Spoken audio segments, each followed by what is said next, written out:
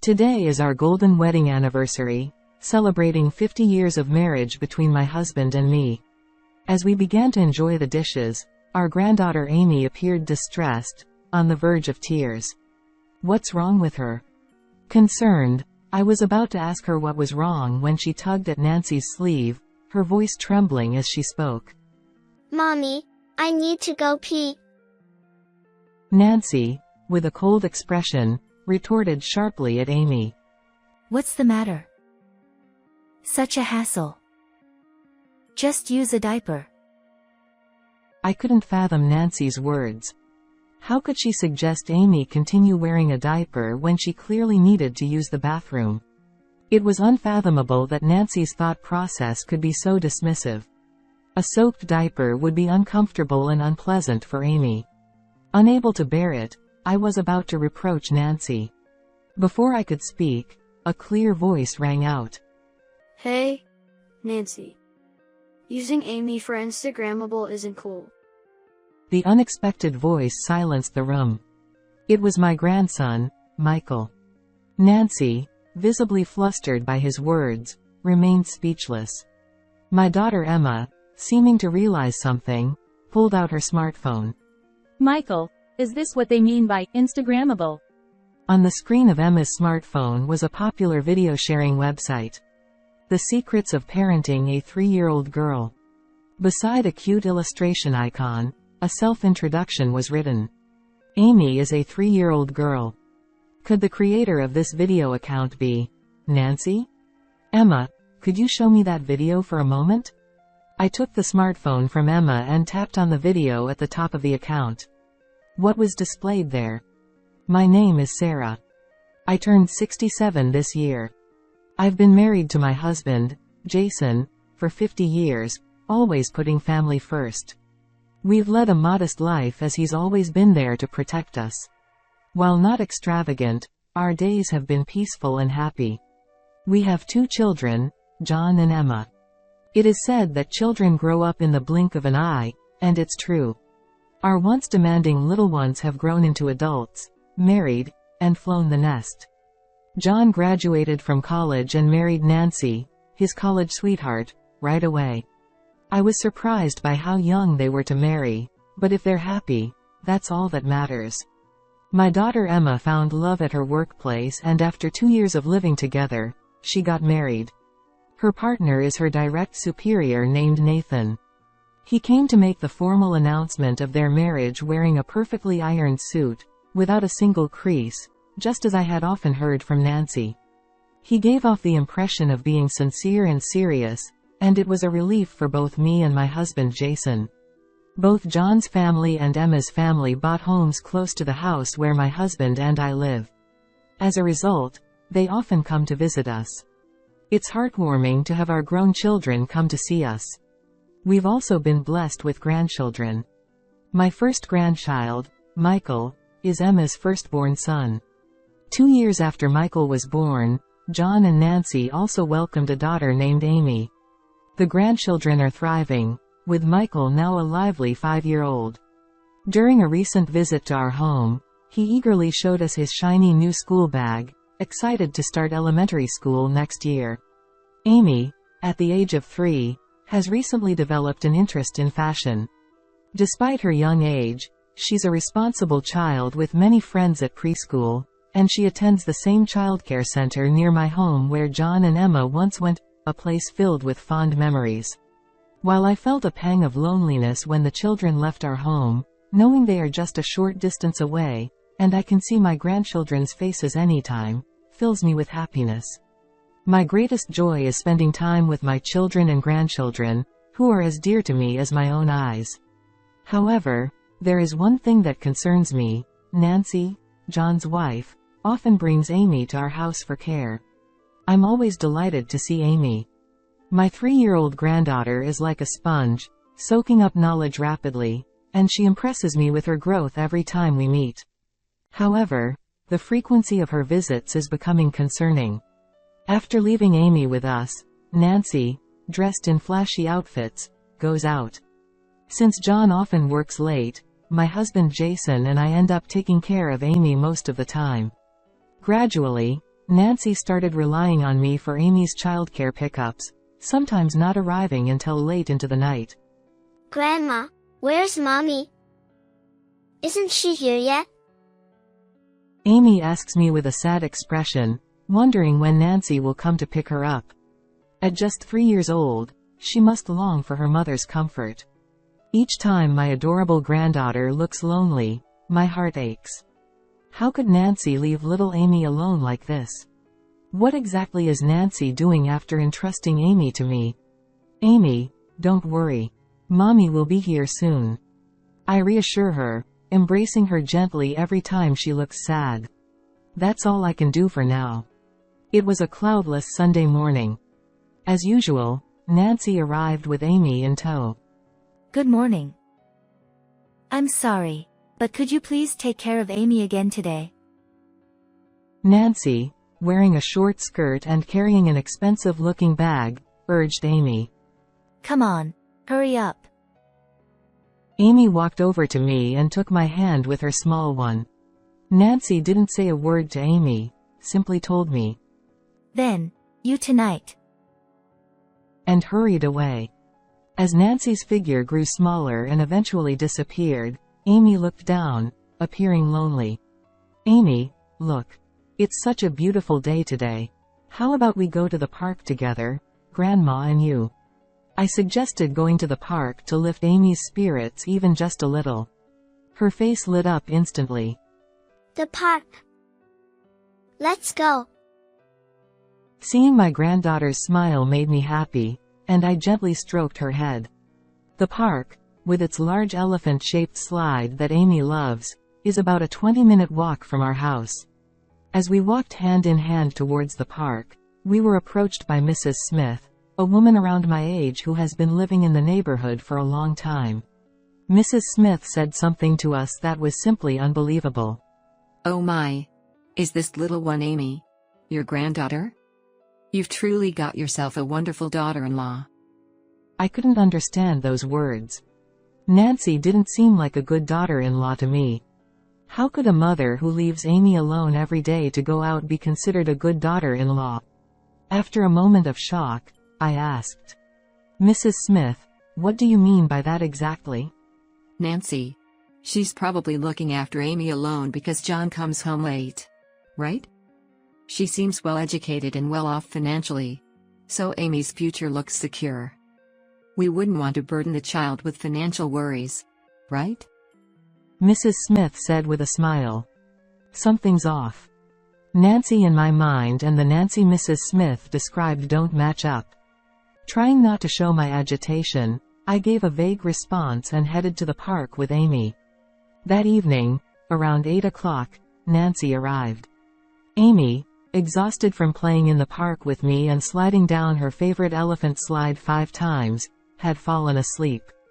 I gently picked up her small body to avoid waking her and handed her over to Nancy's arms.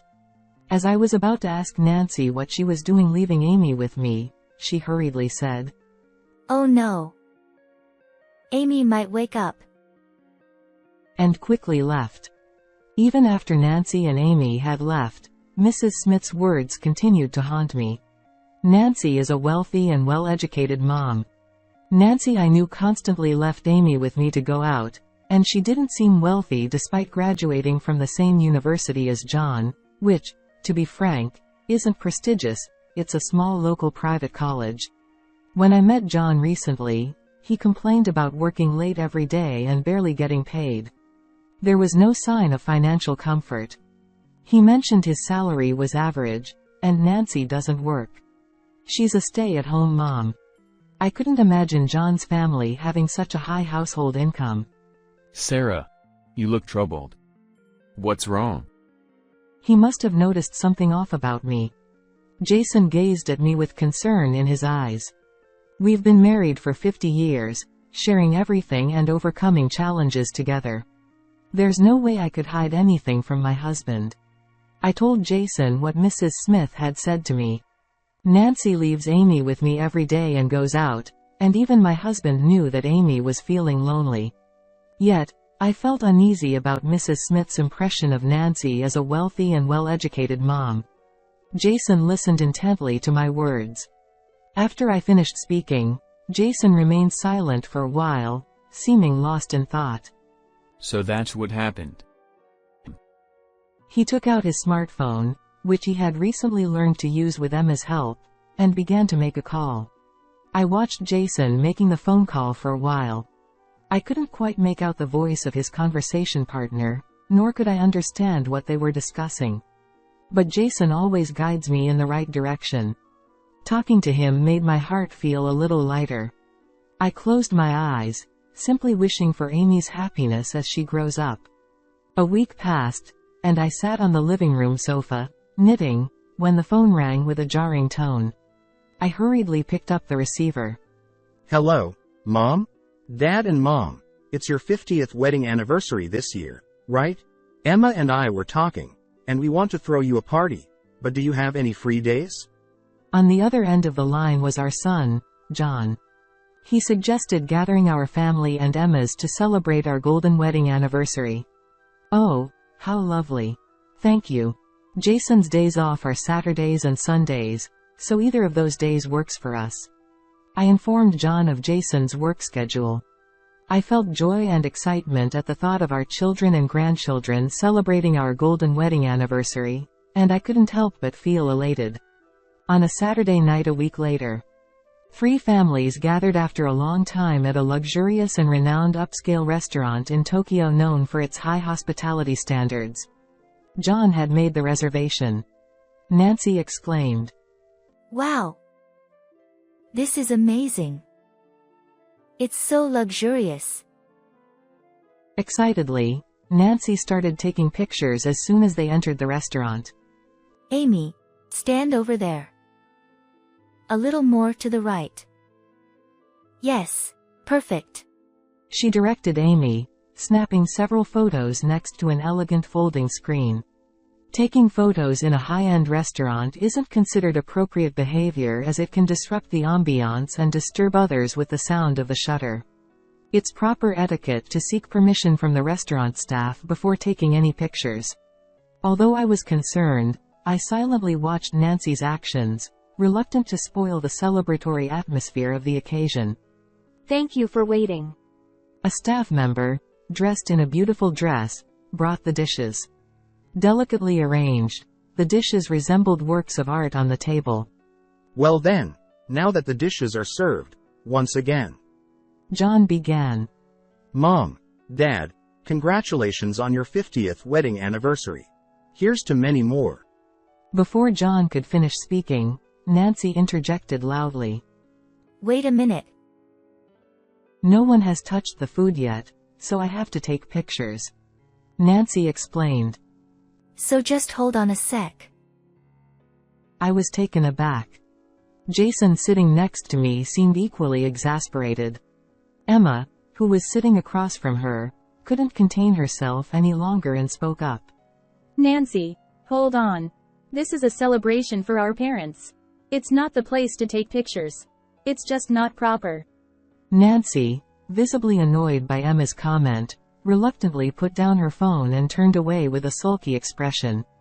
John looked uncomfortable, bowing his head. Mom, Dad, once again, from me, congratulations on your 50th wedding anniversary. Emma said. Emma. John. Thank you. Nancy's sulky attitude bothered me, but Emma's words were heartwarming. As everyone started eating, Amy seemed restless. She had a look on her face like she was about to cry, appearing unsettled. I wondered what was wrong with Amy.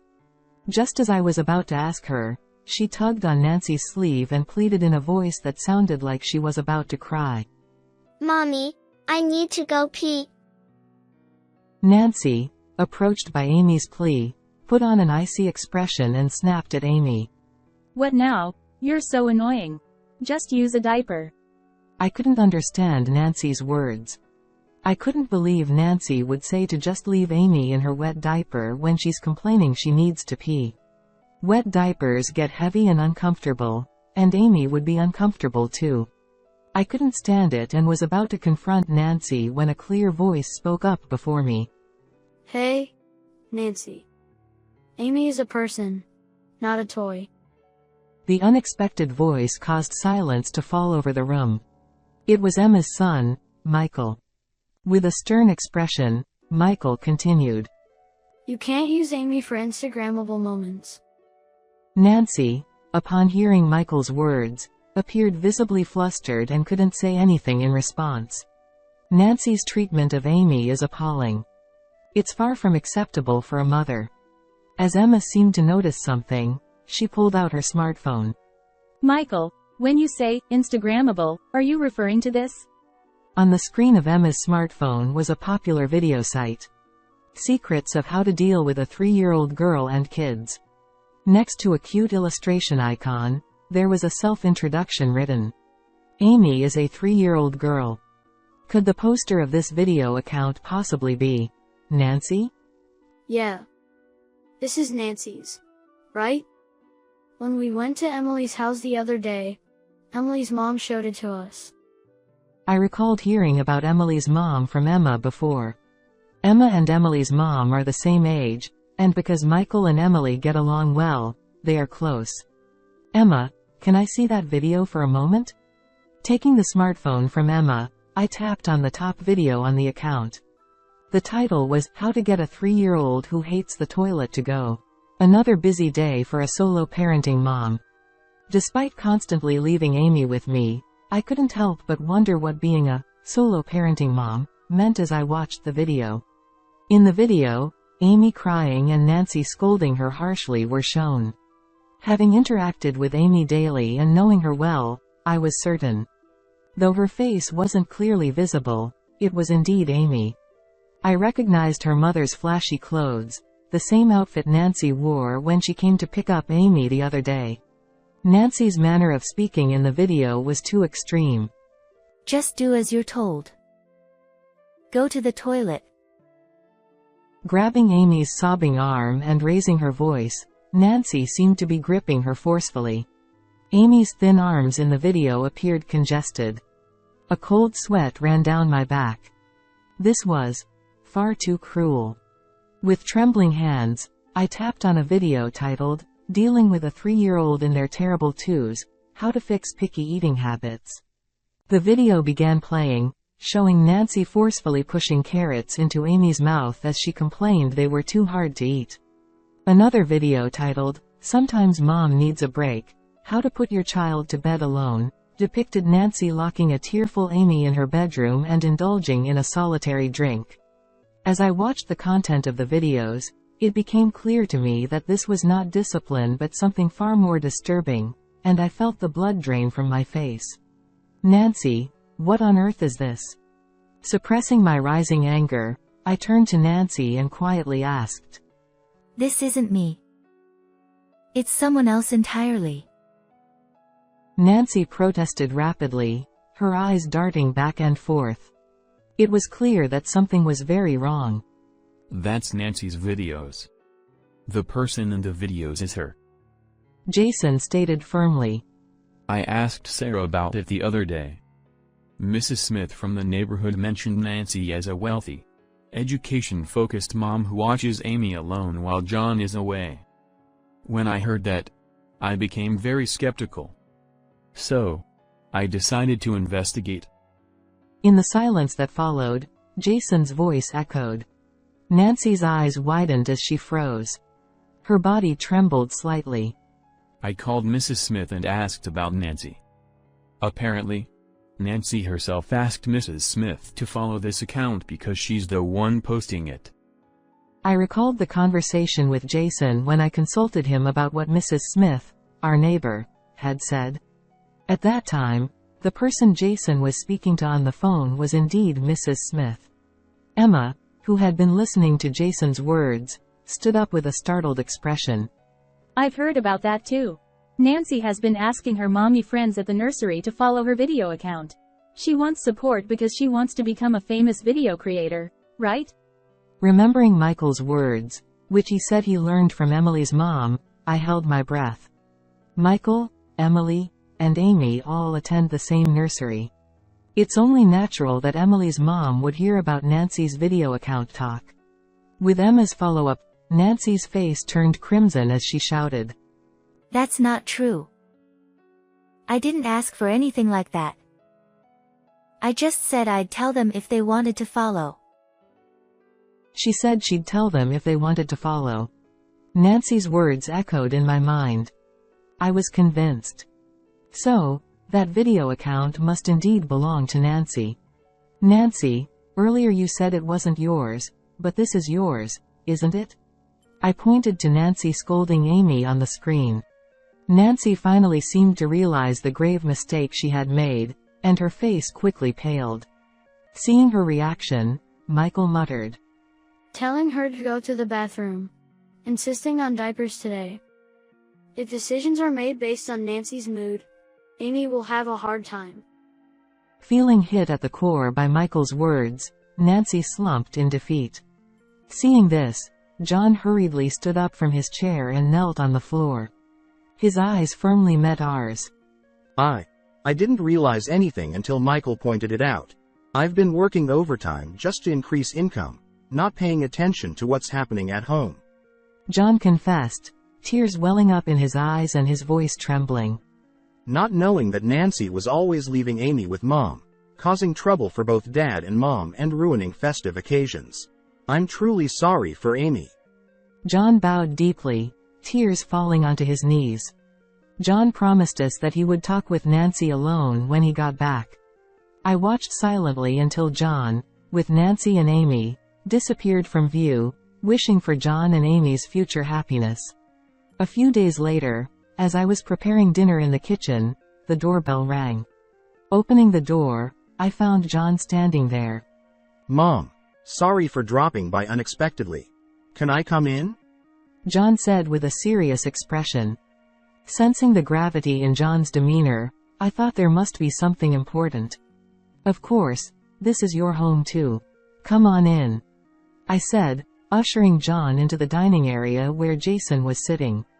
John took a seat across from us and began to speak. Mom, Dad, sorry for the sudden visit. Nancy and I have had a discussion since then.